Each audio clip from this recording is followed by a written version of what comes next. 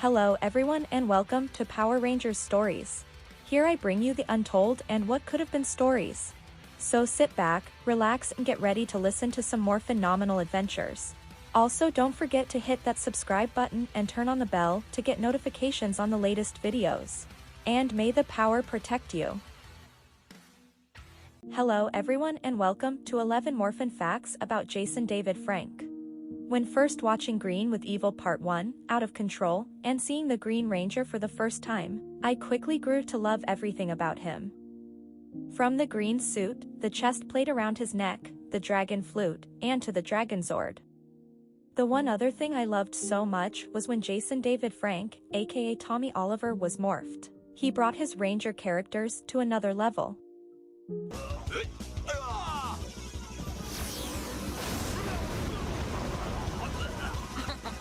Takes a licking and keeps on ticking. The whole cast had amazing acting skills, but JDF's acting was brilliant. Which is why I think a lot of people grew attached to him at first sight. If he had not stayed on Power Rangers like he had, we wouldn't have seen growth of one of the most beloved characters in the series, Tommy Oliver. So now here are 11 facts about the mighty Morphin Green, White, Red Zeo, Red Turbo, and Dino Thunder Ranger, Jason David Frank. Number 11. He earned a black belt at age 12. Martial arts takes a lifetime of dedication and practice to master. Any fan of Frank knows that he could pull off fighting moves like no other, and when you look back at his past, it's easy to see how he became such a master of the form. Frank started his training early, and his natural talent let him progress through the ranks at an incredible rate. Frank first got involved with the practice when he was 4 years old, per Rising Sun Karate, and in just a handful of years, he went from barely knowing any moves to being a truly formidable fighter. By the time he was 12 years old, Frank had earned his black belt and was moving on to bigger and better things. In 1994, when Frank was just 21 years old, he was inducted into the American Karate Kung Fu Federation's Hall of Fame. That same year, he created his own fighting system. Tozo Kondo, or Way of the Fighting Fist, was the new practice that Frank developed after years of studying multiple martial arts forms. Frank loved the work of famous martial artists like Bruce Lee and wanted to incorporate their styles into his system. On top of fighting techniques and weapons training, Tozo Kondo also incorporates different life philosophies to help foster well-rounded practitioners. Number 10. He was supposed to be a temporary Power Ranger. Frank and Power Rangers are nearly synonymous. He got his start in Mighty Morphin Power Rangers, but that was far from the end of his involvement with the franchise. Frank went on to star in continuations like Power Rangers Zeo, Power Rangers Turbo, and Power Rangers Dino Thunder. He also made appearances in other spin-offs and 2017 Saban's Power Rangers. Frank always seemed willing to don another Power Rangers costume, and fans were always thrilled to see him return.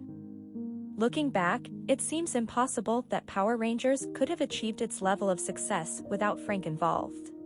Back in the early 90s, however, Frank's importance to the series was far from clear. He didn't join the show until Season 1's Green with Evil, Part 1, and at the time he was only supposed to be a temporary character. I was only hired for 10 episodes, Frank told CBN News. Fans instantly fell in love with Tommy, and from that moment on, his fate was sealed. Decades later, Frank has starred in more than 200 Power Rangers episodes and multiple films based on the franchise. Number 9. He was a rap fan. Back in the 90s, Frank's schedule was kept pretty busy. Between traveling and filming for Power Rangers and keeping up his regular martial arts practice, he hardly had a minute to himself.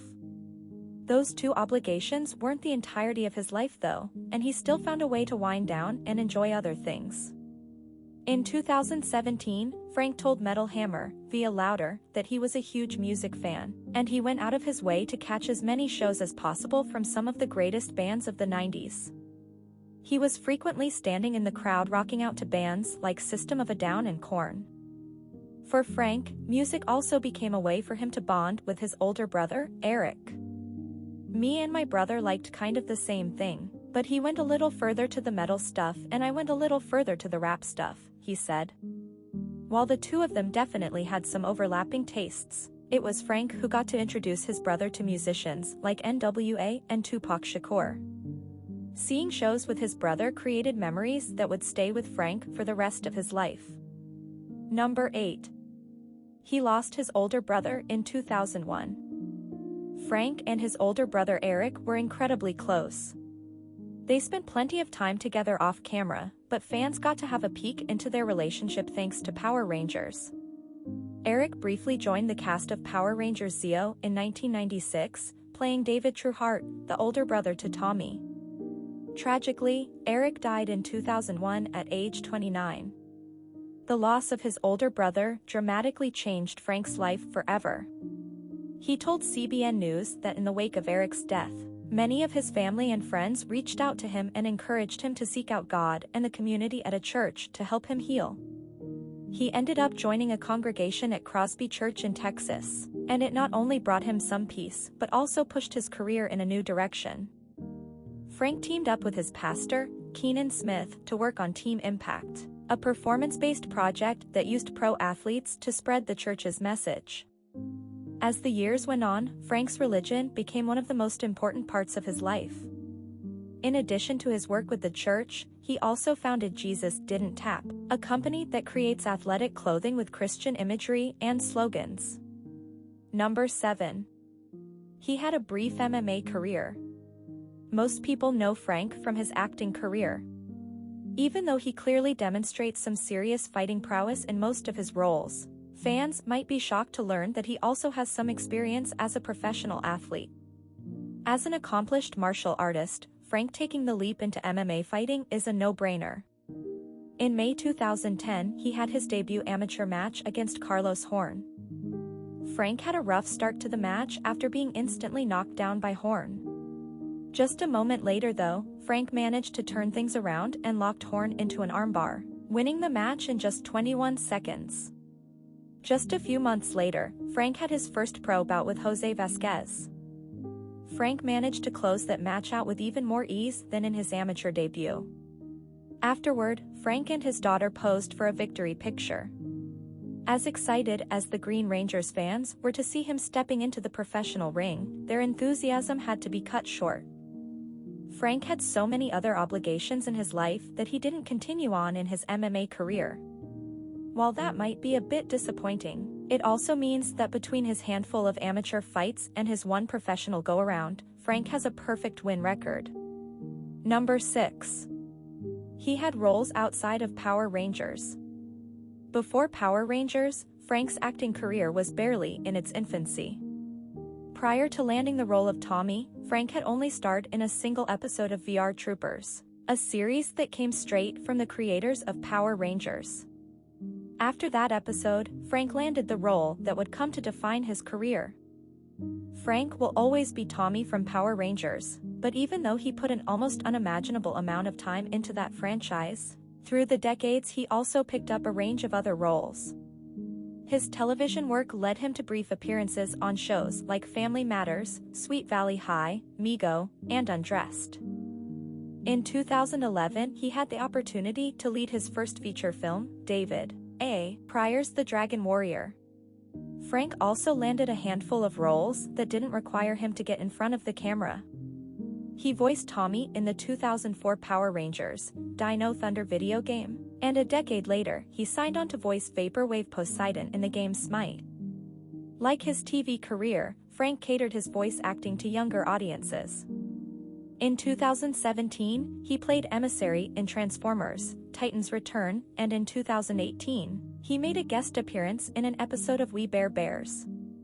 In front of the camera or not, Frank managed to bring his strong personality and charm to every role he played.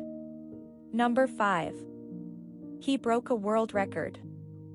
Frank seemed to have a supernatural ability to stretch time to his will. How else can you explain the amount of work that he managed to accomplish, year after year?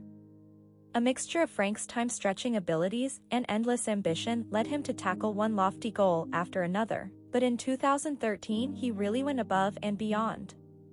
After succeeding as an actor, martial artist, and professional fighter, Frank broke a Guinness World Record with one impressive pine board featuring breaking boards is a regular martial arts practice. So Frank already had his technique perfected, but for this particular record, he'd be doing something truly unique: breaking boards in free fall.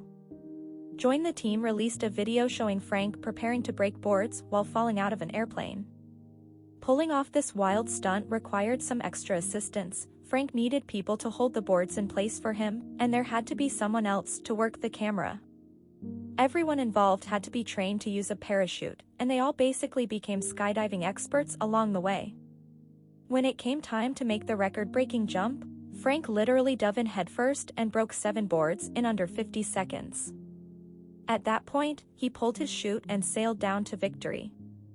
According to Guinness World Records, Frank lost his position a few months later when Ernie Torres broke 12 boards while falling, but Frank's stunt will still go down in history. Number 4. He once fought Scorpion from Mortal Kombat. Fans argue about what would happen if their favorite heroes and villains from different franchises had the opportunity to go toe-to-toe. There are countless exciting matchups between tough-as-nails characters from different properties, but unless something like Marvel vs. Capcom rolls around, fans don't get to see those imaginary battles play out. That's where Frank steps in, who worked with Machinima to give his fans a fight they'd never forget. In an episode of Superpower Beatdown, Frank helped stage a battle between the White Ranger and Scorpion from the Mortal Kombat series. In the lead-up to the fight, Frank argued that the White Ranger, with his mighty Morphin abilities and mastery of 7 different martial arts forms, was guaranteed to win. When fists start flying, Scorpion and the White Ranger seem pretty evenly matched. Both are accomplished fighters, and both have access to special powers that let them hit harder and even teleport around the arena. In the end, though, Frank proved to be right. The White Ranger closes out the fight with a flawless stab from his legendary laser-blasting sword Saba. Number 3. He ran his own fighting schools. When Frank wasn't breaking world records, fighting supervillains, or putting his own martial arts skills to the test, he was doing his best to inform the next generation of martial artists. Remember how Frank earned his first black belt when he was only 12 years old? Well, just 6 years later, he got to step into the role of teacher for the very first time when he became the owner of Red Dragon Karate, the very school where his own training began, via Rising Sun Karate. Not long after taking over Red Dragon, Frank joined the cast of Mighty Morphin Power Rangers, and developed his Tozo-Kon-Do fighting system. Then, in 1996, Frank met another martial artist named Rick Herbster and became the co-owner of Rising Sun Karate Academy. More than anything, teaching martial arts was Frank's lifelong career. Throughout all of his Power Rangers years, Frank stayed involved at his schools. Even as he began taking on more outside work, from acting to fighting to record-breaking, he never lost sight of his role as a teacher. In 2017, Frank told Metal Hammer, via Louder, that in addition to working at Rising Sun Karate, he also owned multiple other martial arts schools and managed to balance that work with his ever-flourishing acting career.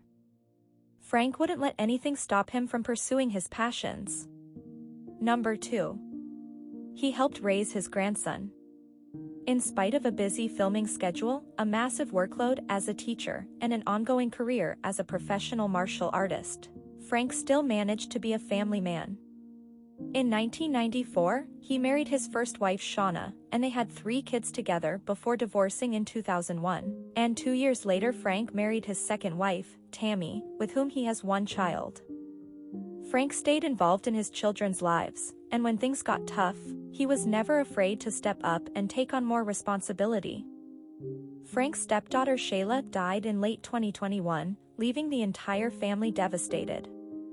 His wife Tammy told People that Shayla left behind an infant son, who she and Frank decided to raise. The loss combined with the stress of raising another baby put a strain on their relationship, but Tammy said that she and Frank had begun healing and coming back together shortly before his death in November 2022. Number 1. He's in one last feature film. Who could resist the opportunity to put on a new supersuit and fight the forces of evil once more? Certainly not Frank. He helped create Legend of the White Dragon, a feature-length film about heroes being hunted down after taking the blame for a cataclysmic event that left countless people dead. A trailer for the film shows off flashy costumes, high-tech weaponry, and rapid-fire fighting that all looks like it could slide into a high-budget episode of Power Rangers. But despite the similarities to Frank's popular franchise, this latest film is meant to take him in a new direction. In the movie, Frank plays Eric Reed, a man who has the power to call on the White Dragon to help him face down his enemies, but whose life as a hero has gone wildly off course. Frank told comicbook.com that even though fans of Power Rangers will be able to relate to Eric, this hero is a completely different character than Tommy Oliver. Eric is a darker character inside of a darker story, but he still lets Frank express his acting range and suite of martial arts skills. After Frank's death in November 2022, the production posted a memorial to the Legend of the White Dragon Instagram page. Frank had finished filming his part before his death, so the movie will be his last heroic outing for all his fans to enjoy. This is what made me want to start Power Rangers stories. Days after JDF's death, I saw a video on YouTube. He gave out a powerful message in the video that brought me to tears. He told everyone that be the best you can be. Tell yourself that you can and don't tell yourself that you can't.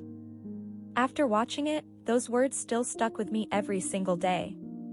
So I decided to myself that I wanted to not only continue the Power Rangers legacy, but to continue the legacy of the heroes that we have lost over the years, including Jason David Frank.